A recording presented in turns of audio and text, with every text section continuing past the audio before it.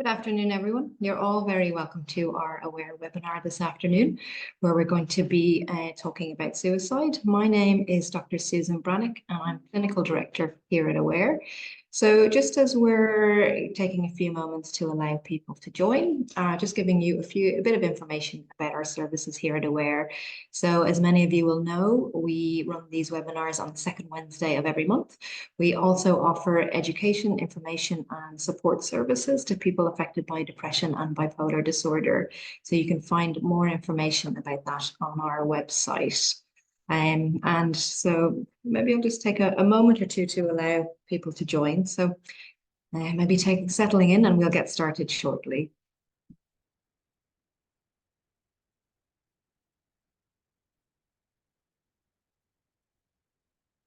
So welcome to those just joining. As I said, my name is Dr. Susan Brannick, Clinical Psychologist and Clinical Director here at AWARE. Today, I'm delighted to be joined by my guest contributors. So Dr. Eoin Galavan is a board member with Kiri Therapeutic Farm and a senior clinical and counselling psychologist in adult mental health services. Eoin has worked in both acute and community mental health services for 18 years.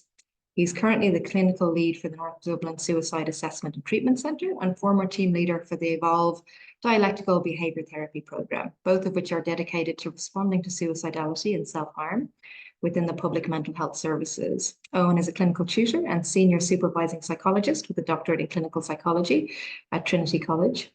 Eoin works with suicidal individuals from a diverse range of backgrounds on a daily basis and has done so for the last decade. So Eoin is a chartered psychologist and associate fellow with the Psychological Society of Ireland, and also a climate activist and vice chair and secretary for the PSI Special Interest Group addressing the climate and environmental emergency, working on topics like nature connectedness and climate anxiety. You're very welcome, Eoin. Thanks for joining today. Thank you so much. And you're very welcome, Barbara. Thanks again for joining the webinar. So Barbara Brennan has a background in public campaigns and reshaping corporate mental health policies. Barbara brings professional expertise along with personal experience, having overcoming a life-altering suicide attempt in 2008. In the past decade, Barbara has been a driving force in national mental health discussions, advising influential bodies like the National Office for Suicide Prevention and the Irish Human Rights and Equality Commission, as well as major corporations. Though a respected trainer and facilitator, Barbara, a thought leader in her field, has spent over 15 years transforming the culture of mental health across society. Rooted in her personal journey of recovery from severe mental illness, Barbara's work is a beacon of hope, emphasizing that individuals struggling with their mental health can and do recover. Barbara, you're very, very welcome to the conversation today. Thanks for joining. Delighted to be with you. So I guess, as I was saying there, the topic today is talking about suicide. And as we know, the World Suicide Prevention Day was yesterday. So that started in 2003, I think it was, working on trying to challenge stigma and kind of building kind of more awareness around preventing suicide. And our conversation today is hopefully going to touch on some of those topics. So welcome to everyone who's joining today in our live session. I would maybe expect that our topic today could be impactful in different ways, and some maybe that you might be expecting and some that you might not. So please feel free to drop out of the call today if you need to, and maybe kind of really paying attention to your own self-care. You can always pick up the recording as and when you want to follow on with it later on, and maybe connecting around for help if you're left with any concerns after our webinar today. So really encouraging that kind of self-compassion and kindness as we get into this topic. So I guess maybe starting off, it might be helpful, maybe Eoin, even just starting about definitions and maybe thinking about some of the complexity before we get into a wider conversation. What are we talking about when we talk about suicide, maybe? Yeah, it's a good question to start with, isn't it? Because we talk about it as if there is a common understanding, and actually there isn't a universally held common definition that's been operationalized in research or utilized across clinical spaces. There are some commonalities in the way that people talk about it, of course, but I think it's really interesting to know that when we say the word suicidal, for example, what do we mean? Do we mean someone who's right now going to kill themselves this moment? Do we mean someone who's wishing they weren't here anymore? Do we mean someone who last week thought about killing themselves? Where does the definitional boundary lie? And that's a kind of an issue in the field of clinical suicidology, I suppose, and research and the application of models, theories, etc., in efforts to try and help people who are in that space. And we might talk about some of them. There isn't an agreed upon model or way of explaining or talking about what suicidality is, in terms of, the question, why do people want to end their lives? There's some models and there's some really useful ideas, but there isn't an agreed upon one that we can all reference. And I think the implication of all that is, certainly in services where we're trying to help people, the implication of that is that we must reverse ourselves back into a position of humility and curiosity. In other words, what is pushing you to want to think about ending your life? And how might that be something we can help with or not? We may not be able to help, but often we can. And to not presume we know a person who is suicidal is depressed, for example, or is something else, for example. Those things might be true, but those are things to be discovered rather than assumed. And if we start with that humility, while also knowing what the research does tell us about it, I think it's an okay place to start a conversation. I think it's really important, isn't it, having, as you say, that humility and maybe the acceptance that there isn't a shared kind of consensus, and not making assumptions. And maybe we'll come back to that point, because I think that's really key, that someone may feel suicidal or but also not have a mental health condition or feel depressed. So there's a complexity into this, isn't there? And I guess that's one level of it. Barbara, I guess another area, and you might want to come in on what Owen's just said there, but it's also the whole stigma piece as an extra layer when we think about this. Yeah, absolutely. And I think one of the things that's really important that Owen just mentioned is that sometimes we may not be able to help. And that can be really, really difficult. Obviously, we have a lot more people now starting to understand the topic of mental health, a lot more about mental illness, starting to have conversations about suicide, and also people starting to do training like mental health first aid. So how do we do this? And the thing is that sometimes people still do die by suicide, and that is really, really hard.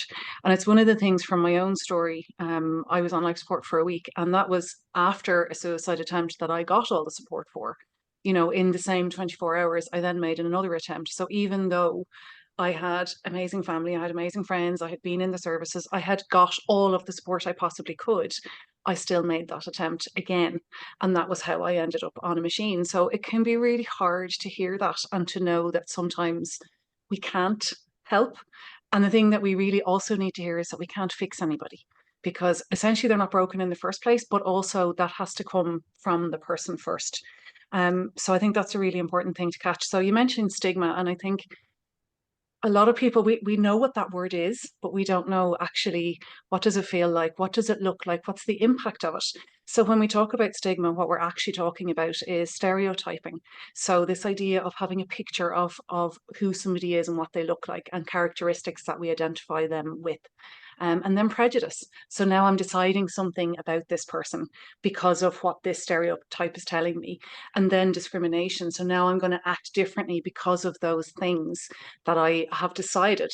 And the thing is that the stereotyping and the prejudice may have nothing to do with the person. So, it's a matter of, well, I've heard that you have this diagnosis and I'm now making assumptions about you. So we've talked about assumptions already. So I'm making those assumptions, but now I'm going to treat you differently because of those assumptions. And that's really, really difficult. But that's the public side of stigma. And then the self-stigma is that, well, I fear I'm going to be treated differently. And with that belief system, now I'm going to start acting differently. So maybe I will hide a little bit more, or maybe I won't go and get the help I need. Or, maybe I feel shameful, so I'm going to start treating myself less well. And maybe I'll start isolating myself because maybe I believe that I am going to be treated differently. Or, maybe I feel I've been treated badly already because I believe that somebody has had this experience of those prejudice thoughts and that kind of thing. So it's all those additional layers that we're adding. That's on top of life being hard. And then on top of the illness, we're then adding the shame and the guilt and the judgment and the fear and all those things. So when we talk about reducing stigma and removing stigma, what we're actually talking about is introducing compassion, introducing curiosity, introducing kindness and an understanding of, what's that like for you? And I think the biggest thing that I found is that people don't mean to be unkind. And I think the thing with stigma is that people are fearful of saying the wrong thing. I'm afraid I'm going to set this person off. I'm afraid I'm going to upset them. And so we say nothing. And that's the biggest thing about stigma, that it's silence. So instead of saying, I'm afraid I'm going to say the wrong thing, and then possibly saying it, but having already had that conversation, it makes it easier, or realizing maybe we don't have to talk about this thing right now. If you're doing okay, maybe we can talk about the weather or what's on TV or the show that you're going to go and see. And maybe by having those regular conversations, it makes it easier first to witness and catch, I've noticed you haven't been doing okay, or I heard you say something the other day, and actually tell me a little bit more about that. And sometimes actually being brave and saying, are you having thoughts of suicide? Do you feel suicidal? Are you having really negative thoughts? That can be a really difficult conversation to have, but a really, really powerful one. Mm. It sort of punctures that silence, doesn't it? Does. As you say, that's a kind of the end consequence of that stigma. So as you say, someone's going to maybe end up treating themselves differently, as well as kind of how other people might relate to them. It's powerful, but probably very, very difficult. And we'll maybe come on to that a little bit more, but probably difficult for mental health professionals and also difficult for people who don't work in mental health. But it's so important. I think possibly in Ireland, we're not very good a lot at having those more difficult conversations, are we? That's right. And I And want, we also skirt around it. So we yeah. have that thing of, how are you? And we keep walking. Or it's a Mm, matter of, I don't actually want you to tell me, because God forbid you open up. What do I do then? Now I mm, have to fix you. Now I have to have all the answers. And it's one of the things that people who know me, they know I say, you've two of those and one of those on purpose, so that we would listen twice as much as we speak. And that's the permission that we should give ourselves. If we're opening a difficult conversation, just hold the space and maybe sit in the silence to allow that person. Maybe it's the first time they've ever talked about it and they don't know how to get the words out. So don't fill all the space is one of the mm. biggest things that we can do to allow them start that conversation. Yeah, well, I think that's really helpful, isn't it? And I guess that idea that it's simply about, not simply, because it's actually quite a complex task, but it's Yeah. what that means to hold the space is putting the phone away, actually listening, not trying to come in with the solution, but it's about hearing what the person might be saying and kind of managing yourself in that as well, because it can be difficult. Yeah. Oh, and I don't know if you want to come in on any of that side of things. What Yeah. strikes you there? To pick up on maybe a couple of things, Yeah. the idea of fear and how that permeates the culture of talking about suicide, Mm, and particularly in systems and services, which can be, I guess, the institutional version of that would be risk aversion, is sometimes talked about, where people feel they're fearful that if they don't do the thing they're supposed to do, or if they do something they weren't supposed to do, that they might be held responsible if someone dies by suicide. And that kind of, there's an irrationality to that, by the way. That's almost never happens. mm, Cases of medical negligence, for example, following suicide death in services, extraordinarily rare. But the fear of it is a very potent thing in services. And it has kind of captured the culture a bit of how people respond to suicidality. So I think that idea of managing the internal world of the listener so that the fear doesn't take over their position, and instead we get to move to a place of understanding and openness to understanding. That requires time. It also requires support, and it requires a cultural shift in services so that we're able to support people to lean into that space, which, as you say, can be a challenging space to be. Sitting with someone who is, I'm thinking about killing myself today, for example, can evoke strong feelings of anxiety or even sense of anger or upset or emergency. I have to move into that kind of space of pulling out all the stops and get them to hospital, and that kind of reaction. When actually the most powerful thing you can often do in that is be still and allow the person speak and reflect with them on, with gentle curiosity, what is it that's pushing you to feel this way? Can we talk about it for a while? Something like that can actually be more powerful as an ingredient in the conversation than moving into emergency mode or task focused mode. And I think services push clinicians into that space inadvertently, maybe, but it's certainly a cultural phenomenon and something we need to work on to redress.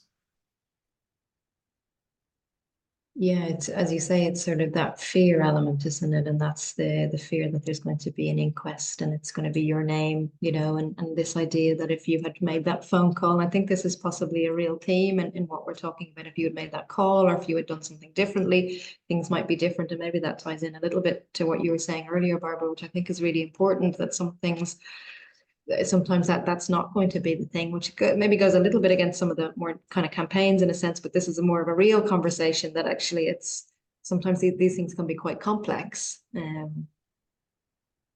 But I think particularly if you're sitting with somebody, even with all the training in the world, you're still human. So I think firstly for any practitioners in the space to allow that, and then for people who maybe are starting in the practice or who haven't got there yet, or maybe it's people who aren't in the practice at all, but are interested in preventing suicide. It's about actually how do we have that kind space to know I don't have all the answers, I don't know, and I can't fix this, but be able to say to somebody, I can see that this is really difficult for you. You know, I don't have this experience. I can't understand it, but I can see that you're really struggling with it. I can see that it's affecting you. I can see that it's hurting you. Because it's one of the things I think validation is enormous. When somebody feels shameful, when they feel guilty, when they feel embarrassed, to actually have that validated, this is real. It is upsetting you. It's normal that you would feel the impact of that. And actually, lots of people experience suicidal thoughts. So I think sometimes that information can be a bit of a shock because when you have those thoughts, you do feel alone and you do feel like I'm going to be judged and I can't tell anybody that and they'll think I'm crazy or, my relationship is never going to come back from this. When actually, it's understandable that you'd feel like that because you've had this experience or because of what you've told me and how much it's upsetting you. I can understand why you'd feel like that. It just helps that person put it down just a moment. Yeah. Yeah, it's really important, isn't it, when people say I wouldn't be able to help, but actually it is helping to listen and to connect in that way. And as you say, the kind of speaking about it kind of neutralizes some of that shame and stigma. And just to pick up on what you were saying there, Owen, kind of, because I think it's really key in how someone might do that. And maybe both of you kind of might talk a little bit about that. But the phrase you used was kind of managing the internal world of the listener, because that feels quite key, doesn't it? How you can do that and to hold the space as we're talking about. What do you think could be helpful there? What could that look like for someone kind of listening here today? Yeah, I think it's to notice some of the understandable reactions, so fear reactions. So, for example, it's understandable that someone might jump to, "This is a crazy thought," or "You must be mentally ill." You must be, and lots of pejoratives sometimes come in there as well. There's a lot of pejorative thinking. Suicidality is a heavily stigmatized experience. So it's a selfish thing, so the first thing is to notice, are any of those things arising? And to kind of park them.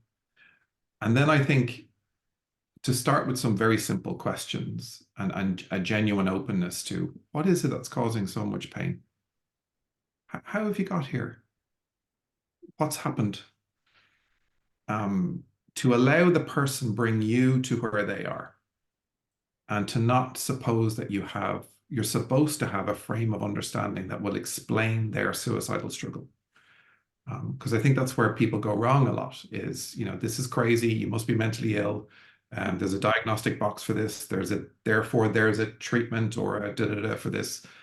And while sometimes those interventions can, of course, be helpful for some people with suicidal struggles, we shouldn't presume that that's going to be a good fit for everyone, because sometimes it's got nothing to do with that. Sometimes it's, I'm about to be evicted from my house and I can't imagine trying to cope with being a young parent and having nowhere to live, and I'm just overwhelmed with that. And of course, a diagnostic box and all the machinery that comes out of that isn't necessarily a good fit for that problem type, if you want, but it's a very legitimate driver of suicidal desire and entirely understandable. I think recognizing the rationality in suicidality is absolutely key, that it can be understandable on a simple human level. I can understand how you can be here.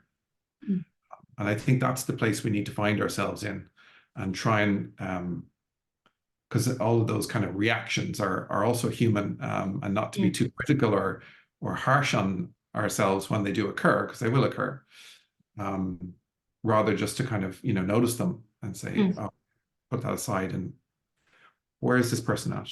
What can I understand about them? So it's really key, isn't it? As you said, that kind of how did you get here and what's sort of happening for you? And I suppose a lot of, well, some of the thinking maybe in this area is often a loss event might precipitate kind of thoughts or feelings of suicide, and whether that loss event is recently or from a long time ago, or how likely it's been to have been processed or coped with. And I see you nodding along there, Barbara. I don't know if you wanted to add anything in there.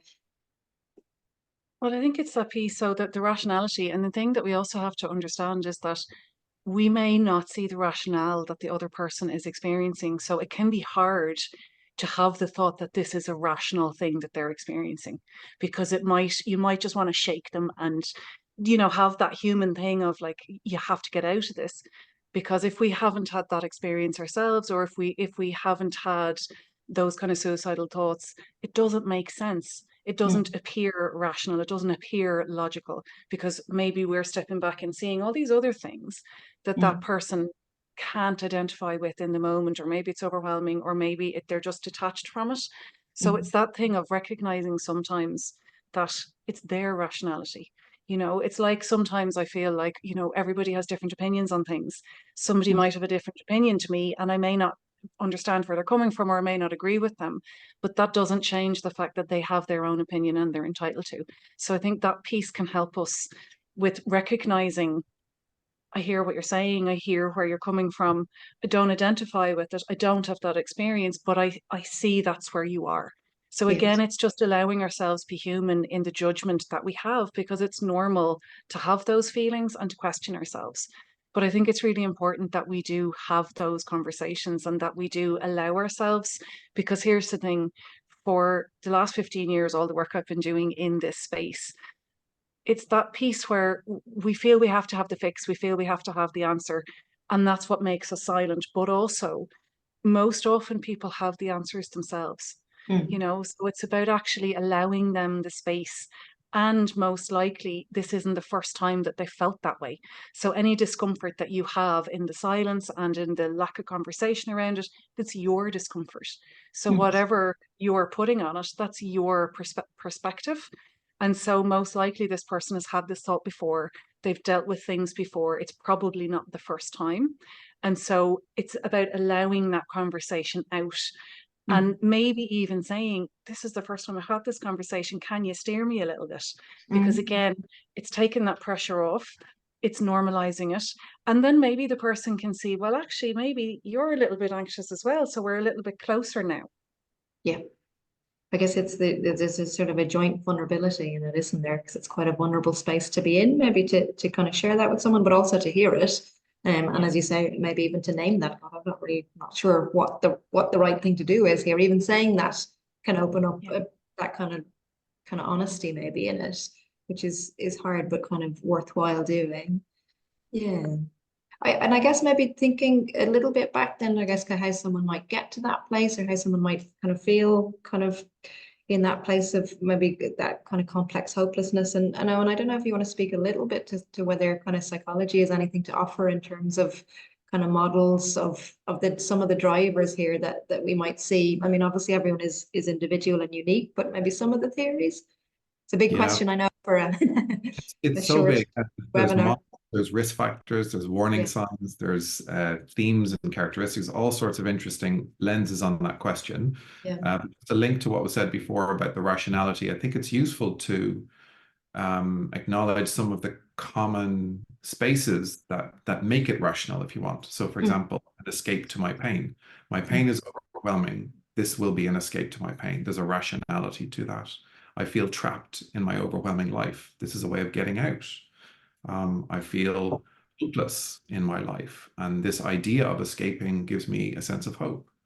There can be a sense of reconnecting in death to lost loved ones, for example. There became a sense of empowerment. This is something I can do. There's nothing I can do about all the other stuff that's happening in my life. This is something I can do. So giving voice to some of those rationalities I think is useful to know, and it's useful to be familiar with them. And there's a certain amount of sense in them that we need to be able to sit with and see. In terms of the big questions like why do people kill themselves, the first thing to say is that we don't have an agreed upon unified answer to that question.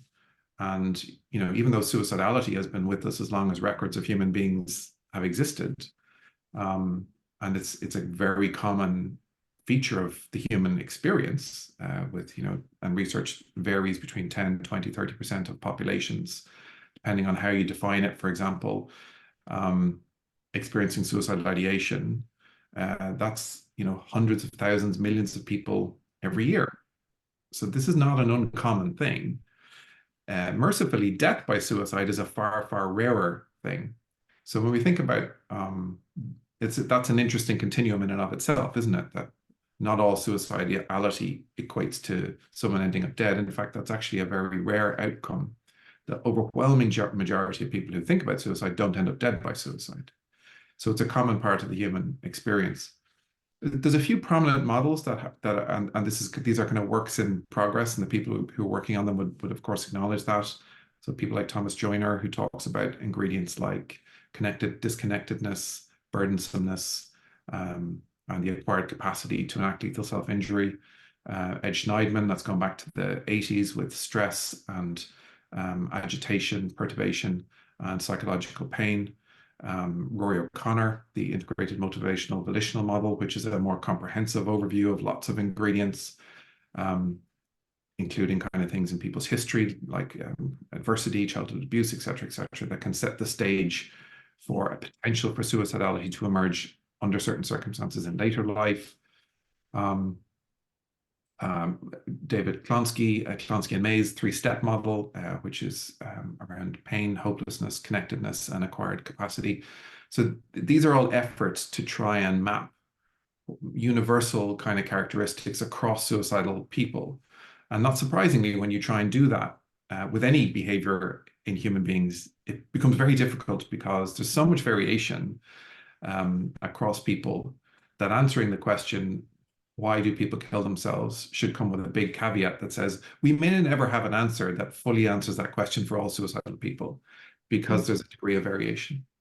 Having said that, there are some promising kind of characteristics that are common. Now, we should presume that these are true for all suicidal people, or that they make all people experience them suicidal. But things like psychological pain and emotional pain, a long line of research demonstrating the salience of that kind of quality, the kind of, I can't take it anymore, this hurts too much. The idea of hopelessness, and hopelessness about particular things, hopelessness about ever feeling connected, loved, or that you belong anymore. The idea of having a meaningful existence, a sense of being a burden on the world because you're not offering anything of value or purpose or meaning. And the acquired capacity to enact lethal self-injury. We're not born knowing how to kill ourselves. That's something that people need to learn and acquire through various ways over time. So those ingredients seem to have, but that doesn't mean that there aren't some suicidal people for whom those ingredients won't be meaningful, or that all people who experience hopelessness, psychological pain, disconnectedness will automatically become suicidal. That's not true either. I think that's important to highlight, isn't it? Yeah, the models are kind of a good beginning effort at how we might start to kind of try to make sense of some of these aspects, but people are unique and individual, and a lot of the times on an individual level we may not know, or the models we may not fully understand, and there's that, yeah, as you say, that humility piece. Barbara, I don't know if you'd be maybe willing to, I guess, thinking about stigma and sort of speaking out, if you might be okay to share a little bit of your journey in terms of this. Absolutely. So I think if I go back to my first suicide attempt, I was only a week into my 14th year. So we're going back to the 90s, and that, you know, not that I really want to start looking at age and everything, but it was really a very different time in how we had conversations. And I'm also aware that, you know, I have a privileged life and I come from a privileged background. And so I'm very aware of some of the additional barriers that people who have a different upbringing than me might have had and still have. And the thing is that even with having the support, having family, being able to go to the doctor or whatever those things were, I still struggled with my mental health for a very, very long time. And the thing is that what I'd say as well is the first time when somebody has a suicidal thought, it's pretty scary. You know, it's really like, where did that come from? You know, this is really frightening. What does this mean? Am I really crazy now? How do I have that conversation? What's going to happen to me if I tell somebody about this? So you've all of that going on, as well as managing your mental health or your, you know, your illness, if that's where you are. And that's before we start thinking about the negative spiral that people are in, and that self-stigma, the self-judgment, all the negative thoughts that we're thinking all of the time. So it can get pretty exhausting. And I think over time, the more that I had those thoughts, it became a comfort, maybe. And exactly what Owen was saying, you know, and I've had hundreds of suicide attempts. I am going to say 99% of those, I did not want to die. I absolutely did not. I wanted the pain to die. I wanted it to stop. I didn't know what to do anymore. I couldn't take it anymore. And I didn't feel I had anything else left to fight it with. And it was a matter of, well, I've tried all these things, or I don't know where to get any more answers. I don't know who to go to. And I'm very thankful now that there is a lot more information available. There are a lot more services available. There are a lot more resources. We're still not there yet. And I also hear the other side where people are desperate and they're going to A&E and there's nowhere to go after that, or they don't know where to go, or they're on a waiting list. And so for me, what I have learned to try and help people understand, it's about what you do in the gap. So when I waited for people to fix me, or I was waiting for the doctor to tell me what the answer was or give me the magic pill, I got more ill. I got sicker and sicker. And the thing is also that we have this glue that binds us together. So if I'm at work, I'm bound to my work and my colleagues and what I do and my sense of purpose and all those things. If I come out of work because of illness, particularly, now I'm bound to the medical practitioner, I'm bound to the groups that I go to, and I'm starting to identify differently as a human being. And I'm starting to focus more on my illness all the time. And I think also we don't really look holistically enough just yet. So it's a matter of, well, you know, spiritually, what am I doing? Socially, what am I doing? Physically, what am I doing? Mentally, what am I doing? And then there's all the pieces around, you know, am I actually being responsible in how I live my life? And what I mean by that is, if I stay up watching TV until 3 o'clock in the morning and then I skip my breakfast and I decide not to see people for a week and I continue to eat really high carb food and loads of sugar and caffeine and really nothing of nutritional value, and I keep playing with my sleep like that, that's going to have a really negative impact on my body and my mood. So when I was unwell, I had insomnia and I had an eating disorder and I had all these things, but I also didn't understand that I was making it worse by the practices that I had and the habits that I allowed. And at times when I was told that I had a choice, it made me very angry because I was like, oh, so I've chosen to be unwell, thanks very much. But now, since I have found well-being and I practice recovery, and I think that's also something for people to understand, recovery isn't a place you get to. We've heard this, recovery is a journey. It's because you have to practice. It's an every single day thing. So it's that piece that we need to be saying, well, actually, how do I do this? What are the pieces I have control of? Or what are the pieces I can help this person that I love that's going through these things? Is it that maybe if we focused on they're in physical pain, maybe if we reduce their physical pain, their mood might improve a little bit. Maybe if their nutrition was improved a little bit, their mood might improve a little bit. Maybe, you know, we're coming into the winter, maybe they need more light. So for example, I invested in a light box lamp and do light therapy in the winter. So there's lots of practical stuff that we can do that helps in the meantime. So for me, it's about how do we approach that conversation that we have this wellness toolbox that might look like going to the GP. It might look like, you know, going for a movie and having a laugh. Because here's the thing, when somebody's depressed, it's like you remind yourself that you're allowed to laugh, you're allowed to have a sense of humor, and you're allowed to do the things that make you feel well, while also working through really, really difficult things. So it's about how do we find that peace? And I think the bit for me about addressing stigma. So for at least 15 years, I experienced stigma in many different ways. And a lot of it now, looking back, I see that it wasn't that people were trying to be hurtful or deceitful or malicious or unkind. It was that they were fearful. So in the very early years, you know, early teens and into my 20s, there was for the first thing of the associative. So, you know, Barbara's getting treated differently. I don't want that to happen to me. So I don't want to hang around with her because people might talk about me. They might think there's something wrong with me. And then, you know, when I was then associating with all of the people I met through hospital and those kind of things, there was different things happening there. And then from a societal perspective, I also was fearful. Well, what if I tell people? Like I remember when I became the first volunteer for Sea Change in 2009, just before Sea Change launched, I sat with my family and I said, I'm going to be on TV and I'm going to tell people that I have all these diagnoses and that I haven't worked in 15 years and that I've been really unwell and that I've been a life support machine. I may never get a job, you know, and I won't be able to get life insurance. As it turns out, I didn't get life insurance, but I did get a house and I've just finished my mortgage. So these things are things that we do need to consider and also make decisions on. So I decided that by sharing my story, that there may be people who would approach me and be hateful or, you know, give me a lot of negatives. And then there would be other people who wouldn't really know what to say. And then there'd be people who would support me. And I said, you know what? The people who are in my life and who are going to be in my life and who I am going to choose to keep in my life, they know who I am.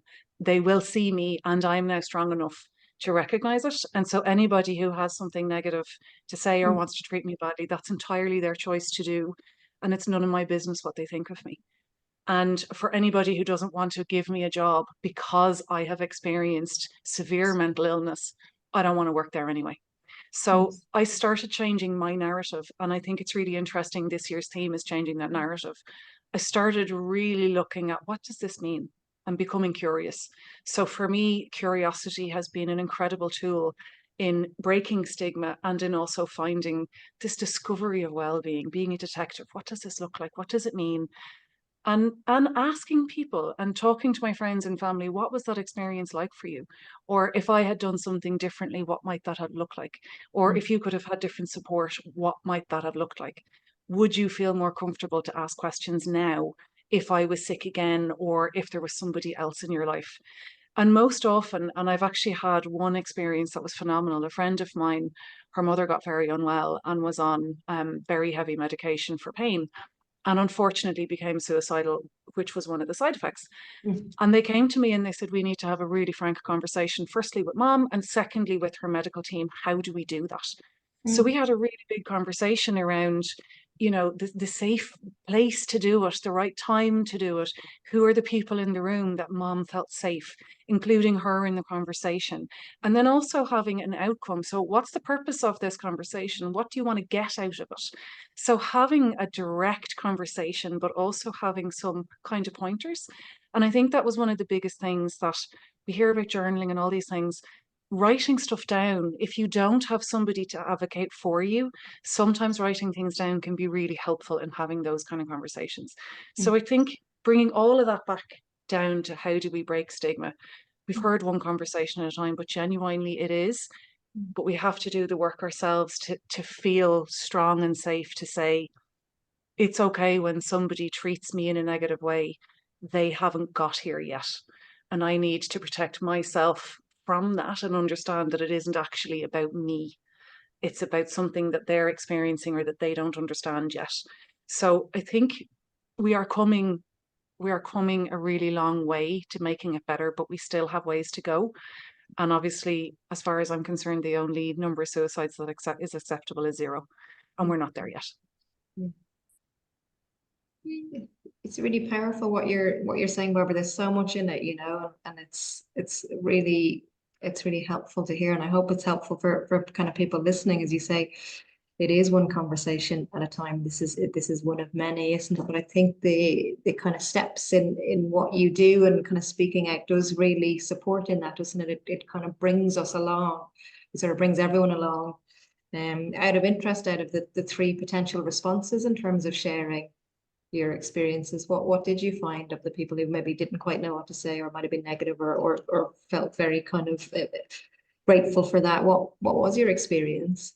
Well, so the people, if I start with the negative first, you know, I got all the, well, you're really selfish and how could you do that? And, you know, there was a lot of that kind of mentality. And then the attention seeking, you know, there's nothing wrong with you and you've got this and that going on and, you know, you've now managed to do this. So how can you be doing that and be suicidal at the same time? Like, I don't believe you. You're making it up. You're looking for attention. So there was a lot of that kind of thing. Um, there was also a lot around, you know, tearing my opinion down and this idea that, well, you've said this and you've said that, and I don't agree with that. And this is the thing that we're all human. We all have different opinions. And I would never like to say, well, my way is the only way. It's a matter of, well, this is my experience and this is what I have experienced. And if you experience it differently or you have a different opinion, that's okay. And maybe there's something in that too. For the people who didn't know what to say, most often it was silence. So I had people who dropped out of my life for very long periods of time because they were uncomfortable and they didn't know how to address it. They didn't know how to speak directly about it, but they also didn't know how to fill the space in between. And the longer that time went, the harder they found it to reconnect. And so then sometimes what I also found was usually for the people who didn't know what to say, when I met them later on and I had found well-being and started being myself now, they didn't know what to do with that either because they only identified with me as I was when I was unwell. And so there can be a very big period of grief, of loss, of learning, of boundary setting, of anger that, you know, well, this is the way you've always been before. Why are you doing that now? That doesn't suit me for you to be like that. So there can be a whole mix of emotions and behaviors to fluctuate through, and learning that, you know, it's okay to let go of who you were.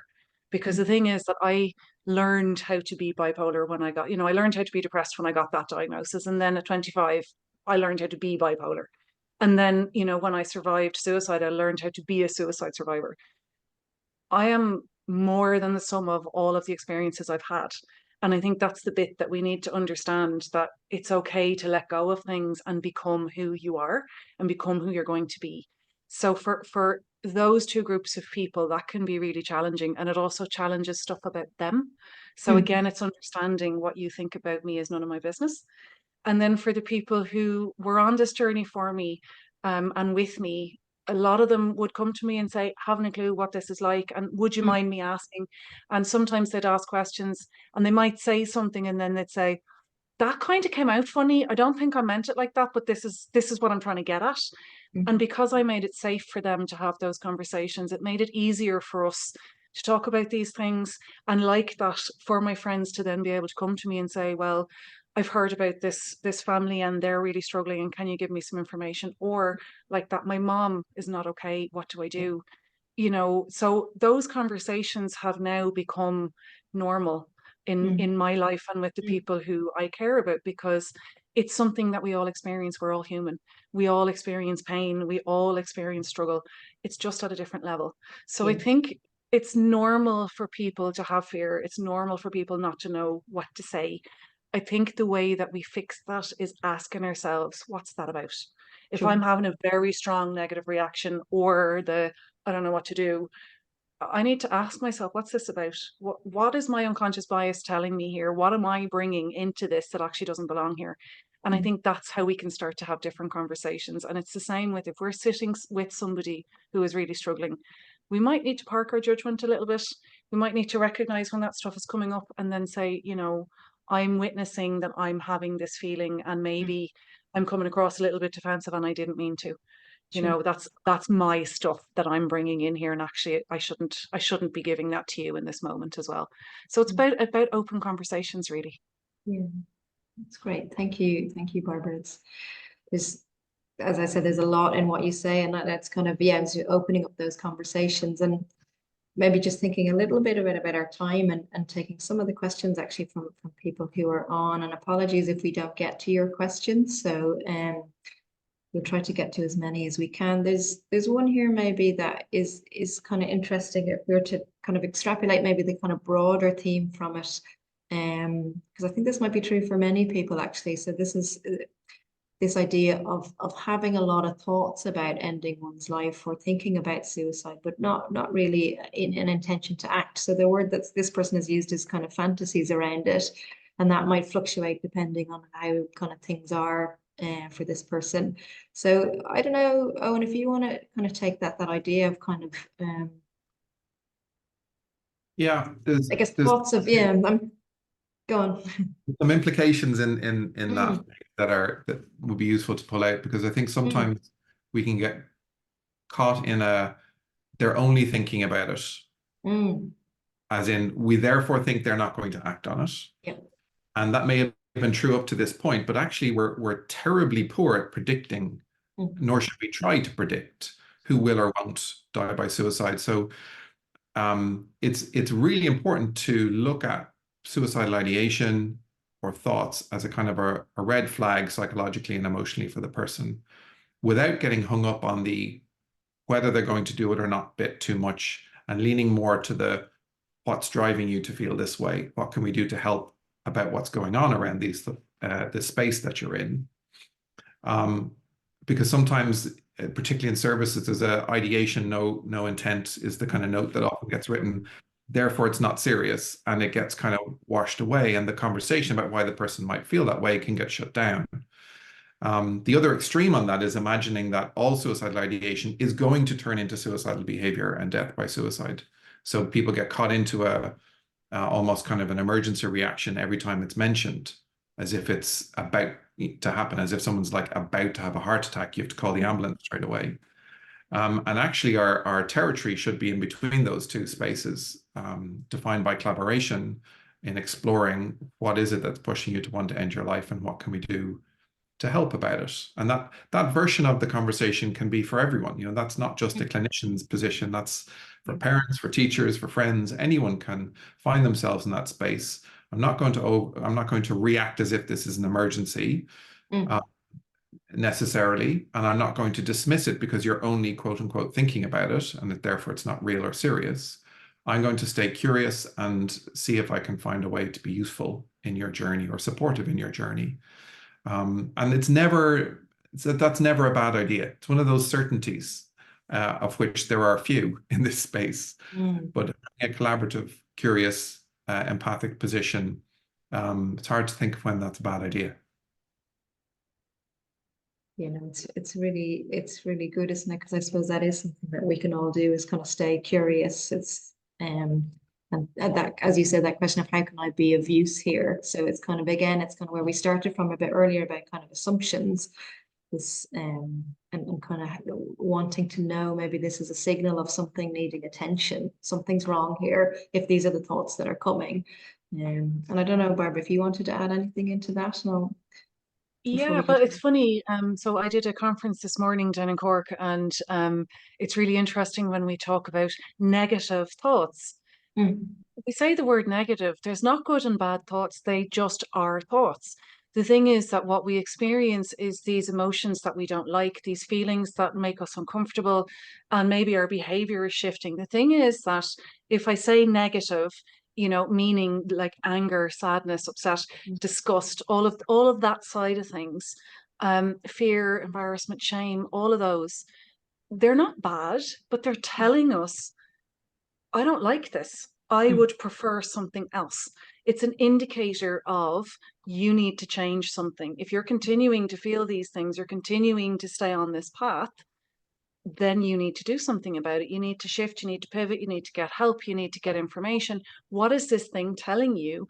And most importantly, most likely when we're in those spaces, from a brain perspective, we're most likely living in fight or flight.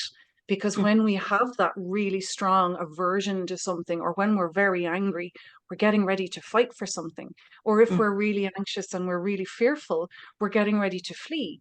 And so when we're staying in that space, our cortisol stays high. It changes the physiology that we have, which increases your pain. We start seeing a lot more digestive issues because your digestion shuts down. Your brain is doing all of this amazing stuff, And yet there's ways that we can counteract those things to help us to feel a bit better. So for me, it's really important that we help people understand that there is nothing that is wrong about a particular thought or feeling. It's about understanding, why is it happening and what can I do about it? What is it trying to tell me? So again, that piece, and I think obviously curiosity is a really big theme for this webinar, that being curious, what is this? Why is this happening, from a perspective of what's changed that I didn't have this last week, or what's different? And most importantly, what do I need to do now? What's the one thing that would help me right this minute? And if I can't work that out, who might help me work it out? So one of the things that was a real gift to me a number of years ago was I had an experience that somebody did something that really upset me, and it really damaged our friendship, and I didn't know what to do about it. And because I had been quite unwell at the time, I was fearful that my response was going to be way out of kilter. And so I spoke to my doctor about it, and I said, I'm worried, firstly, that I'm going to become more unwell if I don't deal with this. I also want to create a space to try and resolve this if I can, but I also want to show how upset I am and that this has hurt me. What do I do? And he said to me, I want you to come back next week. I want you to think about it and come back to me with 10 answers. I was like, that's not helpful. I've just told you I don't know what to do. So he said, I tell you what, I want you to go away and write down whatever answers you think might work, or whatever solutions you have. And if you can't get to 10, I want you to go and ask people. So I found that really challenging in the first instance, because I had to keep repeating it and talking about it. But it was really interesting because I asked people that are very different than me. So I had the, do nothing about it, cut the person off, go and have a row with them, tell somebody else, sue her, go and punch her. I had a whole pile of different responses, and a few of the responses I was like, I couldn't do that. That's terrible. Absolutely, I wouldn't do that. But there was one or two that I went, I'd need to think about that. And I went back to the doctor, and he said, the thing is, there are loads of options, and no is an option, and doing nothing is an option. So now that you understand this process, this is something you need to learn how to do. So I think it's really helpful to understand that we're not on our own. That also means that the fact finding and the being a detective, maybe we've forgotten what we look like when we're really well. Maybe we've forgotten some of the things that help us when we're well. Maybe we've forgotten the things that are leaning into this place of discomfort and adding to why I'm feeling so bad. Maybe I've forgotten how to solution find. So I think that piece of actually finding out in your life, who are your tribe, who are your safe people that you can have those conversations with and ask them, that can be a phenomenal resource that can really help with some of those pieces. Yeah, that's brilliant. Thank you, Barbara. It's a very helpful message, isn't it? That kind of really centers, I suppose, your own individual, not just agency, but wisdom, I think, as well, when you can re-find it of knowing yourself. There's a lot of comments actually thanking you for sharing your experience as well. So it's really impactful. So thank you all for the questions that you've been asking and for sharing your experiences. And sorry to hear a lot of them in terms of the loss that people have experienced. We know that this can affect people in many different ways, and many people will be touched by suicide. So again, I guess really reiterating that self-care message as we kind of come to the end of the webinar. A few people have asked about kind of more practical resources. So I suppose maybe all three of us can add in here, but I would say maybe in terms of kind of general support, or the message at Aware generally is kind of contacting your GP if this has thrown up a lot for you, or if you're maybe thinking, actually, maybe I'm not doing okay, that can be a good first port of call, or even our Aware services. We've recently opened a Solace Cafe, where people can go to access support if they are feeling to be in a crisis. That's Thursday to Sunday, 5 to 10. So some people have mentioned kind of difficulties around waiting in A&E, in kind of feeling very distressed. So do have a look at our website for more information about that, as well as the kind of more obvious ones of Pieta and Samaritans. But I think, Barbara, too, what you were saying as well about finding your tribe as well. You'll know your relationships better than anyone else, won't you? And who you might be able to kind of talk to or get different types of support from. So I think that message is really key. If you're listening to this and struggling or worried about someone, you're not on your own. These thoughts are common, and I guess recovery really is possible. a really good advocate for that, Barbara, and kind of showing not just, but it's a really kind of a positive message, isn't it?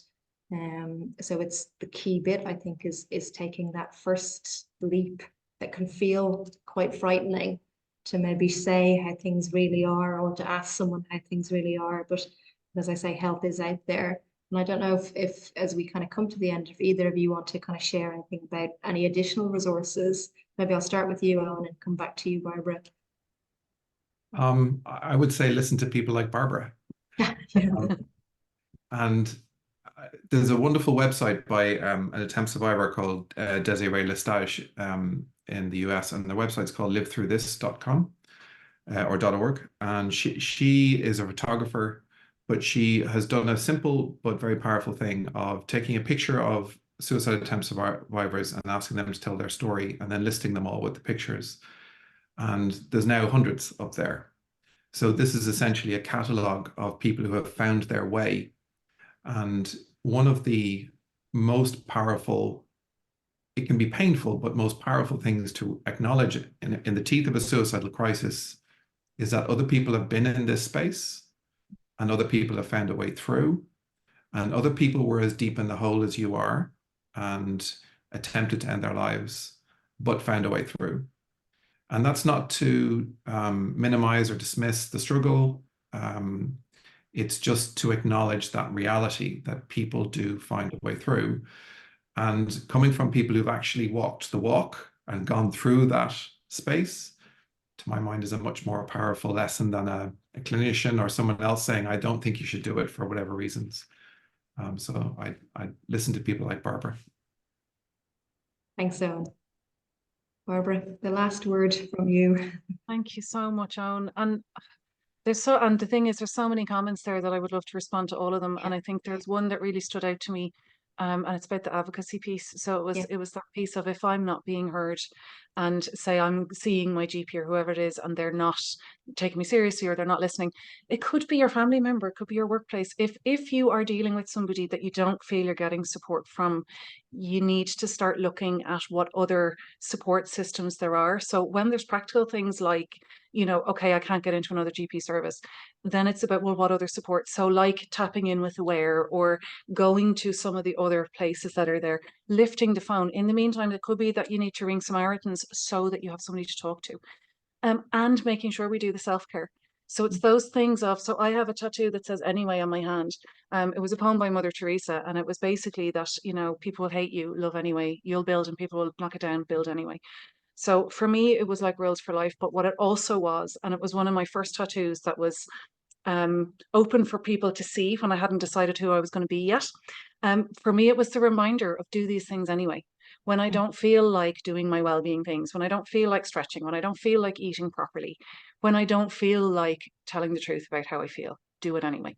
So I think there is a lot around giving our power away and waiting for somebody to fix us. We need to claim that back and start saying, actually, I am the only person who spends 24 hours a day, 365 days a year, every single year of my life with me. I'm the only expert on me. And so I need to take that power back. And I know what the answers are of the things that help me feel well. And so if I start focusing a little bit on those things, and if I start advocating for myself and taking notes and writing things down, and also from a point of view of, journaling, keeping a record of how you're feeling, so that when you're going to the doctor or whoever it is, that you have something to show, well, actually, here it is. That can be really, really helpful. For everybody who's listening, just remind yourself of your kind heart. Remind yourself that you are loved, and remind yourself that you do have a tribe, even if you don't think you found it yet. And it's one of the things that I have learned, that I am not on my own, and neither are you. Well, thank you, Barbara. Thanks so much for the perfect note to kind of end our conversation today. Thank you for your contribution. Really, really powerful. I can see that in the comments. And Owen, thank you very much too. Really, really helpful conversation to have. And hopefully it will kind of, as I said, have been of use to people listening. And maybe we can share some of those resources after. So thank you. Thank you so much for joining today. Thanks everyone for listening and for staying with us till the end. And thank you for your questions and for being so open and sharing your questions and experiences in the chat. So thank you. So moving on to next month, we will be talking about depression, and so it's more than just feeling sad. So we'll have so it'll be myself and Stephen McBride with our guests Luke Madden and Sarah Fitzgerald, lived experience experts. So please do join us if you can for what will hopefully be a very interesting discussion again next month. Okay, take care everyone, and hopefully see you next month. Thank you.